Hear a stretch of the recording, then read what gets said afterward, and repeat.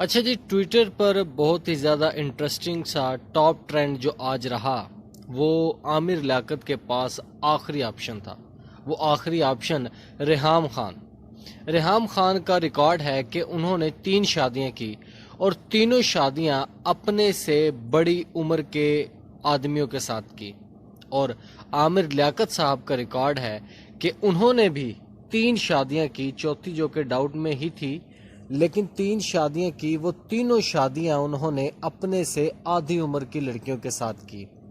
اور نہ تو ریحام خان کی شادیاں پروان چڑھ پائی اور نہ ہی عامر لیاقت خان کی شادیاں پروان چڑھ پائی۔ اب سب سے پہلے تو عامر لیاقت کو دیکھ کر 2-4 پکی بےغیرت قسم کی جگتیں ذہن میں آتی ہیں کہ اس آدمی کو اللہ نے جتنی عزت دی تھی، اس نے اپنی عزت اتنی ہی ضلالت میں بدل دی، اور اس نے اپنا جو ایک مقام تھا، اپنے جو شوز کی وجہ سے لوگ اس کے فین ہوئے تھے، اب وہی لوگ اس کو بالکل بھی اہمیت نہیں دیتے، اور سوشل میڈیا پر اپنے آپ کو مینٹین رکھنے کے لیے اس قسم کی گھٹیا حرکتیں یہ صاحب کرتے رہتے ہیں۔ اب عامر لیاقت صاحب کے پلے کیا رہ گیا ہے؟ کچھ بھی نہیں۔ عامر لیاقت صاحب کو نہ تو کوئی سیاسی پارٹی لینا چاہتی ہے اور نہ ہی کوئی بھی دوسری پارٹی ان کو اہمیت دیتی ہے۔ عامر لیاقت صاحب یہ جسٹ ایک امیجینیشن ہے۔ ٹویٹر پر کسی یوتھیے کی شرارت کی گئی ہے کہ عامر لیاقت کے پاس اب آخری آپشن ریحام خان ہے، کیونکہ ریحام خان ہی ایسی عورت ہے جو بڑی عمر کے مردوں کو آرام سے ٹھنڈا کر دیتی ہے۔ اس بڑی عمر کے مردوں کی لسٹ میں ایک عمران خان صاحب بھی ہیں۔ ریحام خان کا بھی ریکارڈ ہے کہ انہوں نے جب بھی کسی آدمی کو چھوڑا ہے تو اس کو کریٹیسائز کیا ہے،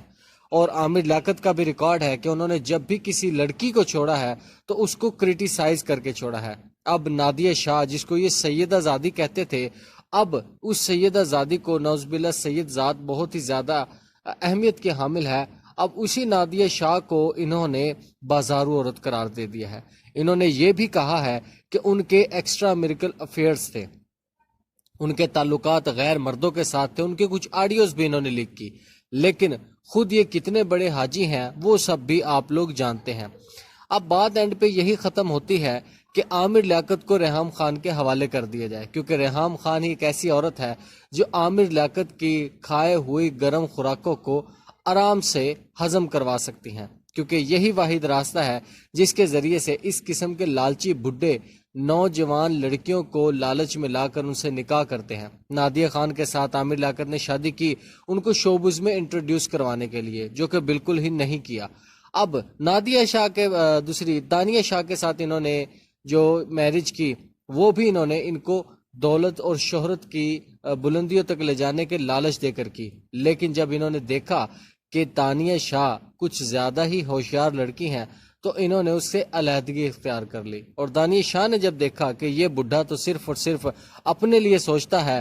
تو انہوں نے بھی ان سے علیحدگی اختیار کرنے کا فیصلہ کر لیا۔ اب بات یہاں پہ ختم ہوتی ہے کہ ریحام خان اور عامر لیاقت کا ملنا یا ان کی میرج پاسبل ہے یا نہیں، تو بالکل پاسبل ہے، اور میں تو کہتا ہوں یہ واحد آپشن ہے جس کے ذریعے سے ان دونوں میں سے کسی ایک کو ختم کیا جا سکتا ہے، کیونکہ میں یقین سے کہہ سکتا ہوں کہ جب ان دونوں کی شادی ہو جائے گی تو کمرے سے باہر کوئی ایک ہی آئے گا، کیونکہ یہ دونوں بہت ہی ایکسپیرینسڈ کھلاڑی ہیں، بہت ہی تجربہ کار کھلاڑی ہیں۔ ان دونوں میں سے کوئی ایک شخص ہی باہر آئے گا، اور دیکھنا یہ ہے کہ وہ شخص کون ہوگا، یا وہ ریحام خان شخص ہوں گی یا عامر لیاقت شخص ہوگا۔